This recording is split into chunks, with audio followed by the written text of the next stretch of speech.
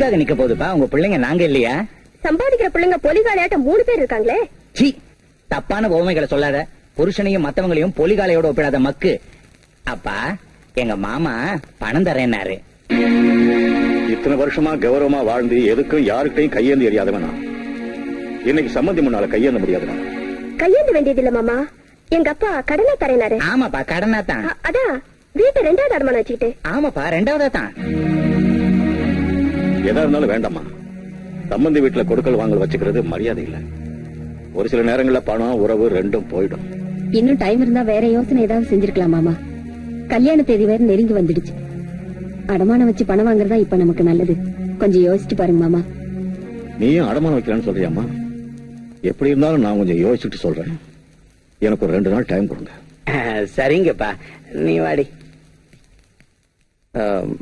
அப்பா, திருச்சி கோயம்புத்தூர் அட்ரஸ் எல்லாம் எழுதிட்டேன். திண்டிவனம் அட்ரஸ் சொன்னீங்க. தொந்தரவு செய்யாத. கொஞ்சம் டீ கொண்டு வரட்டுங்களா மாமா? வேண்டாமா, டீ அதிகமா குடிச்சா கிட்னிக்கு நல்லது இல்லையா?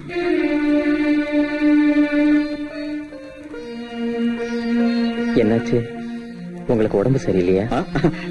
எனக்கு என்னடா கருங்கல் மாதிரி இருக்கேன். அம்மா நீ போய் டீ கொண்டா சாப்பிடுறேன். நான் போய் முகத்தை அலம்பிட்டு வந்தேன்.